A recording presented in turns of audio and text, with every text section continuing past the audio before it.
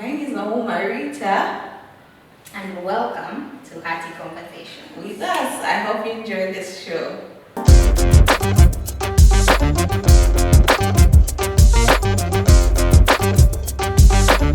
Our topic today is therapy. As we're growing up, we only had this word in movies, in series, and I legitimately thought it was something that wasn't in Africa, let alone Uganda. I started hearing about it before COVID, then during COVID, then after COVID. Everyone was like, oh, therapy. If you didn't go to therapy, it's a red flag. It's a red flag. So I was like, cut. First dead question, who is your therapist? Are you in therapy? Do you know what therapy means? Yeah, so far, what is therapy to you? Therapy. Therapy to me is sort of, I don't want to be too technical. Anyway, let me just say what I know because now I'm overthinking it. But therapy is sort of rehabilitation. Rehabilitation might not be the best word, but sort of it's a place you go when you've received any kind of injury or any kind of health problem, and the goal of your therapist is to build you back up. I think common misconception can be like therapy is only mental health, but you can also have physical therapy. For example, if you've had a stroke or you've had an accident, you might have to go to therapy so that you get the rehabilitation you need to reach where you once were. So now with mental health therapy, you can also have a rehabilitation for your mind. So I think for me that's where I stand. Therapy is. I think, like you say, therapy is a place you go to get extra support on your journey to healing. Yeah, I've had the unfortunate pleasure of having different types of therapy, the talk therapy for my mental health and stuff, and then the physiotherapy when I got a border accident some years ago and I broke 3 neck bones. Yeah, so it was a very painful process, and I'm grateful I did it though. Clearly I can walk, so yeah. It did something right. I think therapy works. I think it did something right. Yeah. So my next question would be, when you first went for therapy, did you go for therapy first? I might be the red flag. The ones who don't go for therapy. Today I'm a green flag.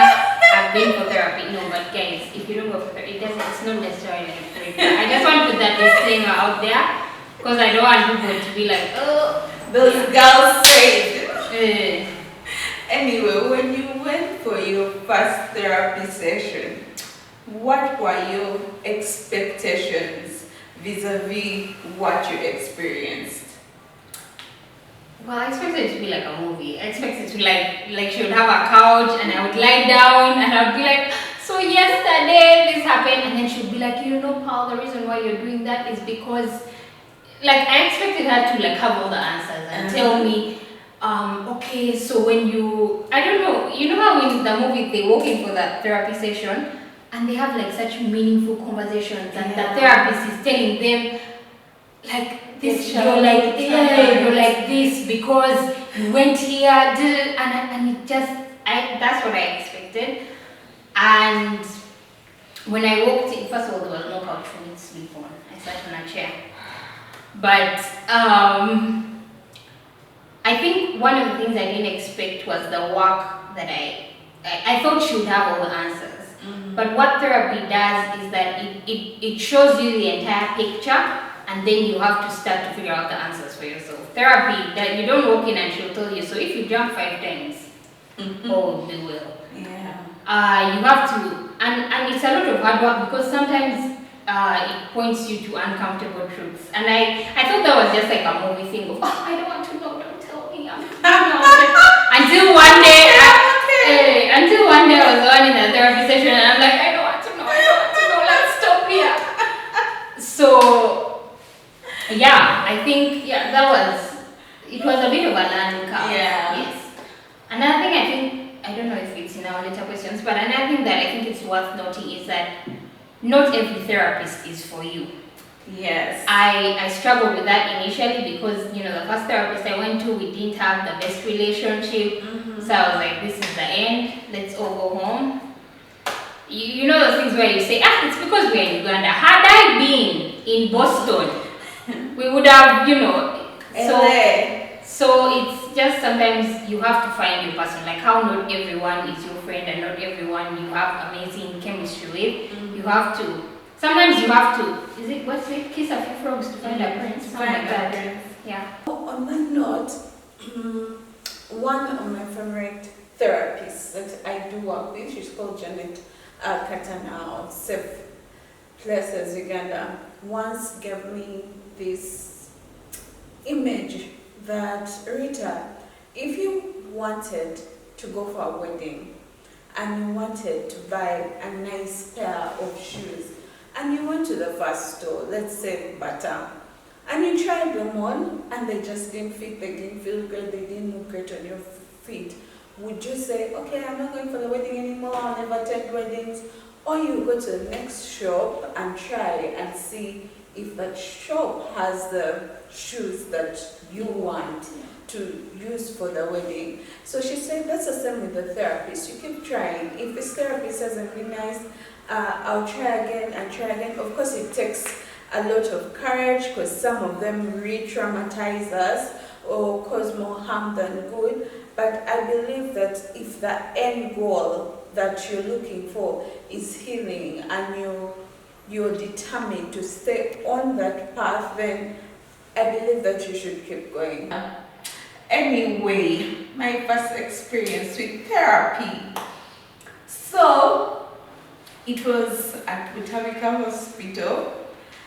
I expected to walk in, like said, a couch, please have scented candles, a nice fluffy toy for me to hold and some tissues. And I walk in, okay, the couch was there, but I couldn't fit. So I didn't know whether to sit or to try and force my tall body to it. I stopped one of this therapy session. But then my therapist was so kind, she was like, I can see you're uncomfortable, can you move here? Then I moved, and then she was like, oh, I see you're very anxious. Can you try and do these tools with me? Then we did some tools. She asked me to go to a place where I feel safe.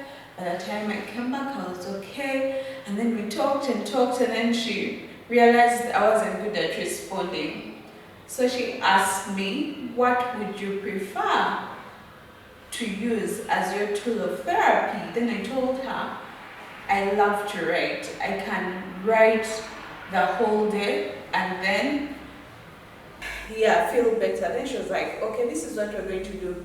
You're going to be doing writing exercises and then you bring them to me and then we'll take it from there. But of course, sometimes on my journey to healing, I saw that I was a villain in some people's stories. And I was in shock. I was like, me? No. You me? I was not the one. It wasn't me, please. So I think therapy opens our eyes to the things that we try to de-associate from, especially the bad things and things that show that we are actually capable of hurting other people and are the reason why other people are in therapy. Speak truth to power. My next question. Yes, please. Would you rather speak to a therapist or to a friend about something? And have you had an experience where you've done so? And how did that go? I think we shouldn't say it's friend versus therapist. I think we can appreciate both of them because they both bring different things to the table. Your friend is your friend, you've been together, you have your history together, they probably know you better, they know how to react to you better. But a therapist also has the wisdom of they went to school. and in going to school they learnt about these things. So while something might shock your friend because it might be the first time they're hearing it, when your therapist hears it for the first time, she'll know what to do. So I don't think it should ever be a situation of, oh, you have friends, why are you going to the therapist? Or it should never be a situation of, oh, I have my therapist, I don't need friends. Because both of them play a significant role in our lives, and we should understand that there is a difference in the role that they play. I'm laughing because my issue with friends, they have Lugambo. You go tell them your secret, next thing you know, somebody's calling you to Sunny FM with a hypothetical situation.